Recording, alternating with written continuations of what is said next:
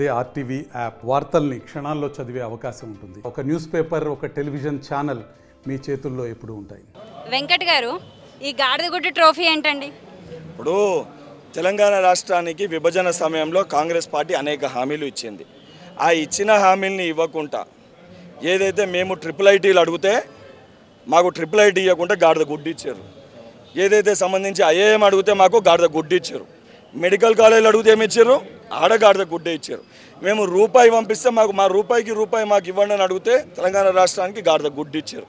ఏదైతే సంబంధించి ఆఖరికి మా సమ్మక్క సారక్క జాతరకి జాతీయ హోదా కల్పించి, అంటే దానికి సంబంధించి దాన్ని ఒక ఫెస్టివల్ లెక్క రికగ్నైజ్ చేయండి అని చెప్పని అడిగితే ఏదైతే దాన్ని కూడా వాళ్ళు ఇవ్వకుండా జాతరని జాతీయ హోదా చూడమంటే అది కూడా మాకు ఇవ్వలే.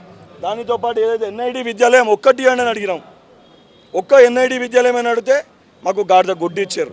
ఆఖరికి మా కాజీపేట రైల్వే కోచ్ ఫ్యాక్టరీ ఏమని అడిగితే గాడిద గుడ్డు ఇచ్చారు. మా కరీంనగర్ వరంగల్ని స్మార్ట్ సిటీలకి రికగ్నైజ్ చేయండి అని అడిగితే గాడిద గుడ్డు ఇచ్చారు. ఈ బీజేపీ పార్టీ నాయకులు గత 10 సంవత్సరాలుగా వారు అధికారంలో ఉన్నప్పుడు తెలంగాణ రాష్ట్రానికి కాంగ్రెస్ పార్టీ ఇచ్చిన విభజన హామీల్ని ఇక్కడ ఇంప్లిమెంట్ చేయకుండా, దాన్ని తీసుకురాకుండా ఇక్కడ రాష్ట్రంలో ఉన్న బీజేపీ పార్టీ నాయకులు మేము అది తెచ్చినాం ఇది తెచ్చినాం అంటే, రాయనా మీరు తెచ్చిందేం లేదురా నాయనా, మీరు 10 సంవత్సరాలు మీరు తెచ్చింది ఇచ్చింది ఏదన్నా ఉంటే గాడిద గుడ్డు తెలంగాణ రాష్ట్రానికి కానీ ఈ రకంగా నిరసన తెలియజేస్తే వారికి బుద్ధి వస్తుంది. తెలంగాణ సమాజానికి కూడా వాస్తవాలు తెలియజేయాలని ఒక ఉద్దేశంతో వాళ్ళకి సవాలు విసురుతూ గాడిద గుడ్డు పెట్టదనేది ఎంత వాస్తవమో బీజేపీ పార్టీ గత 10 సంవత్సరాల్లో తెలంగాణ రాష్ట్రానికి ఏమీ చేయలేదనేది అంతే వాస్తవం అనేది సింబాలిక్గా ఈ యొక్క ప్రొటెస్ట్ని NSA ఆధ్వర్యంలో PCC అధ్యక్షుల యొక్క ఆదేశాల మేరకు ఈ కార్యక్రమాన్ని ఏర్పాటు చేయడం జరిగింది. పబ్లిసిటీ కోసం ఇప్పుడు ఇలాంటి స్టంట్స్ అన్నీ వేస్తున్నారండి ఎలక్షన్స్లో ఉందని? ఇప్పుడు మీకు అదే చెప్తున్నా, నేను అడిగిన ఏ ఒక్క ప్రశ్న కానీ, ఏదైతే నేను అడిగిన ప్రతి మా మెడికల్ కాలేజీలు కానీ, లేకపోతే సంబంధించి IIITలు కానీ, లేకపోతే ఏదైతే కోచ్ ఫ్యాక్టరీ కానీ, ఏదైతే మా సమ్మక్క సారక్క జాతరకి జాతీయ హోదా కానీ, స్మార్ట్ సిటీలు కానీ, ఇందులో నేను చెప్పిన 10 అంశాలలో బీజేపీ పార్టీ నాయకులు వాస్తవానికి ఇందులో ఏమైనా చేసి ఉంటే మేము ఇది చేసినామని చెప్పి చెప్పాలి. వాళ్ళు ఏమీ చేయలేదు. 2 కోట్ల ఉద్యోగాలు అన్నారు భారతదేశ వ్యాప్తంగా. అందులో ఏదైతే సంబంధించి 16 లక్షల ఉద్యోగాలు మన వాటా మనకు వస్తుంది, అవి కూడా ఇవ్వలేదు. ఇవన్నీ వాస్తవాలు కాబట్టి ఎలక్షన్ స్టంట్ మేనేజ్ దానికోసం కాదు ఇది చేసేది. ప్రజలకి వాస్తవాలు సింబాలిక్గా తెలియజేయాలి. బీజేపీ పార్టీ నాయకులు చేసే తప్పుడు ప్రచారాన్ని తిప్పికొట్టాలి. వారు మాకు వాస్తవానికి ఇచ్చింది ఏందని చెప్పే ప్రయత్నంలో భాగంగా ఒక విద్యార్థి నాయకునిగా, ఒక చదువుకునే వ్యక్తిగా ప్రజలకి విద్యార్థులకు ఏ విధంగా తెలియజేయాలనే ఉద్దేశంతో వినూత్నంగా ఈ కార్యక్రమాన్ని ఏర్పాటు చేయడం జరిగింది. ఇది వాస్తవం కాకపోతే బీజేపీ పార్టీ రాష్ట్ర అధ్యక్షుడు కిషన్ రెడ్డి గారికి సూటిగా సవాల్ విసురుతున్నా. అంటే ఈ గుడ్డు కిషన్ రెడ్డి గారికేనా పంపిస్తా? కిషన్ రెడ్డి గారు బీజేపీ ఆఫీస్కి దీన్ని కొరియర్ చేస్తాయి ఈ గుడ్డుని. మరి ఈ గుడ్డు వారు ఇచ్చిర్రో లేదో అనేది వారు తెలియజేయాలి. రేపు పొద్దున ఈ గుడ్డు మేము ఇవ్వలేదు, మేము ఇచ్చిన ఈ 10 హామీలు మేము ఇచ్చినామని చెప్పగలిగితే కిషన్ రెడ్డి గారికి ఈ గుడ్డు పంపిస్తా. ఈ గుడ్డు పక్కన పెట్టుకొని ఈ గుడ్డు మేము పంపింది కాదు, మేము ఇచ్చిన ఇవి తెలంగాణ రాష్ట్రానికి అని ప్రెస్ మీట్ పెట్టి తెలంగాణ ప్రజానికానికి తెలియజేసి ప్రజల మధ్యలోకి వెళ్ళి ఓట్లాడగాలని చెప్పి హెచ్చరిస్తున్నాను. ఎందుకు ఇంత కష్టపడుతున్నారు మీరు ఎలక్షన్స్ కోసం అని? ఇంత కష్టపడుతుంది మీ ఎలక్షన్స్కి ఇంత కష్టపడి ఉంటే మీరు గెలిచి ఉండేవాళ్ళు కదా.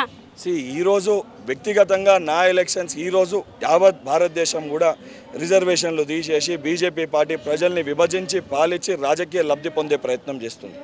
స్వాతంత్రం తెచ్చిన పార్టీగా, ఆ పార్టీలో ఆ స్వాతంత్రాని కోసం ప్రాణ త్యాగాలు చేసిన పార్టీగా మా పైన బాధ్యత ఉంది. ఈరోజు బీజేపీ పార్టీ మా స్వేచ్ఛని గుంజుకునే ప్రయత్నం చేస్తుంది, మా అభివృద్ధిని అనగలొక్కే ప్రయత్నం చేస్తుంది, మమ్మల్ని వెనుక మా రిజర్వేషన్లు తీసేసే ప్రయత్నం చేస్తుంది, బడుగు బలైన వర్గాలకి మోసం చేసే ప్రయత్నం చేస్తుంది. నా వ్యక్తిగత లాభం నా ఎలక్షన్. ఈరోజు భారతదేశం ఒక కష్టమైన పరిస్థితిలో ఉంది బీజేపీ పార్టీ చేతుల్లోకి వెళ్తే. ఆ వాస్తవాలు తెలియజేయాల్సిన ఒక బాధ్యత ఒక కాంగ్రెస్ పార్టీ నాయకునిగా కాదు, ఏదైతే భారతదేశంలో పుట్టిన ఒక ఇండియన్గా నా పైన బాధ్యత ఉంది. కాబట్టి నా బాధ్యత మేరకు బీజేపీ పార్టీ చేసే విష ప్రచారాన్ని తిప్పికొట్టే ప్రయత్నంలో భాగంగా ప్రజలకి ఈ విషయాలు తెలియజేస్తున్నారు. మొన్న రేవంత్ రెడ్డి గారు రిజర్వేషన్స్ ఎత్తేస్తుంది బీజేపీ గెలిస్తే అని అన్నారు. దానిపై మీ కమెంట్ ఏంది? అది అసలు జరిగే పనేనా? 100%. ఎందుకంటే అమిత్ షా గారి వీడియోనే బయటకు వచ్చింది. వాళ్ళు రిజర్వేషన్స్ ఎత్తేసే ప్రయత్నం చేస్తున్నారు అని చెప్పి అనేక సందర్భాల్లో మనం చూసినాము. వాళ్ళు 400కి పైగా సీట్లు రానికి కూడా ఏంటంటే రాజ్యాంగాన్ని మార్చే ప్రయత్నము బీజేపీ పార్టీ వాళ్ళు చేస్తారని చాలా స్పష్టంగా కనబడుతుంది. సో ఆ పరిస్థితి ఉంది కాబట్టే ఈరోజు ప్రజలందరూ కూడా బయటకు వచ్చి బీజేపీ పార్టీని ఓడగొట్టాలనుకుంటారు. దాన్ని తట్టుకోలేకనే నరేంద్ర మోడీ గారు నోటికి వచ్చినట్టు మాట్లాడుతారు. అబ్కీ బార్ 400, అప్పుడు కదా కేసీఆర్ గారు ఈసారి కారు సారు 16 అన్నట్టు దాని పరిస్థితి ఏమైందో ఈరోజు బీజేపీ పార్టీ కూడా ఈసారి 200 సీట్లు కూడా భారతదేశంలో దాటే పరిస్థితి లేదు. 100% ఇండియా కూటమి ప్రభుత్వం ఏర్పాటవుతుంది. రాహుల్ గాంధీ గారు ప్రధానమంత్రి అవుతారు. రాహుల్ గాంధీ గారు ప్రధానమంత్రి అయినాక మనం అనుకున్న డెవలప్డ్ కంట్రీని కూడా, డెవలప్డ్ ఇండియాని కూడా మనం చూడబోతున్నాం. ఇప్పుడు బీఆర్ఎస్ పార్టీ అసలు మాకు పోటీయే కాదు అని అంటున్నారు. అంటే మరి బీఆర్ఎస్ పేరు ఎందుకండి పదే పదే ఎత్తుతున్నారు? ఇప్పుడు వాస్తవానికి గత 10 సంవత్సరాల్లో బీఆర్ఎస్ పార్టీ కానీ కల్వకుంట్ల కుటుంబము తెలంగాణ రాష్ట్రం వాళ్ళ కుటుంబ లబ్ధి కోసం, లాభం కోసమే తెలంగాణ రాష్ట్రం ఏర్పడ్డదనే విధంగా వారు వ్యవహరించారు. కాబట్టి వారి యొక్క వాస్తవాలు ప్రజలకి చెప్పాల్సిన బాధ్యత మాపైన ఉంది కాబట్టి తెలియజేస్తున్నాం. 100% ఈరోజు మేము బీఆర్ఎస్ పైన ఒకదానిపైన మాట్లాడతలేము. బీజేపీ బీఆర్ఎస్ రెండు ఒకటే. అసలు బీఆర్ఎస్ అంటేనే బీజేపీ రిస్తదార్ సమితి, అందుకే ఆ పేరు మారింది. తెలంగాణ అనే పదాన్ని తీసేసి బీజేపీ రిస్తదార్ సమితి కాబట్టి బీఆర్ఎస్ అనేది ఏర్పడ్డది. వాళ్ళిద్దరూ తోడు దొంగలు కాబట్టి ఇద్దరు దొంగతనం చేసి, ఈడ చిన్న దొంగతనం చేస్తే ఆడ పెద్ద దొంగ ఉన్నాడు. ఈ ఇద్దరు కేడీ మోడీ ఇద్దరిని బొందబెట్టాలి కాబట్టి, ప్రజలకి వాస్తవాలు తెలియజేయాలి కాబట్టి ఇద్దరిని టార్గెట్ చేస్తూ ప్రజలకి వాస్తవ విషయాలు తెలియజేస్తున్నాం. బయట అసలు బాల్మూరి వెంకట్ అనే పర్సన్ ఆవేశంతో ఊగిపోయే పర్సన్ కానీ ఆలోచన వివేకంతో మాట్లాడాడు అని బాగా విమర్శలు ఉన్నాయి. దానిపై మీ కమెంట్ ఏంది? ఇప్పుడు ఏనుగు పోతుంటే ఎన్నో కుక్కలు మరుగుతాయి.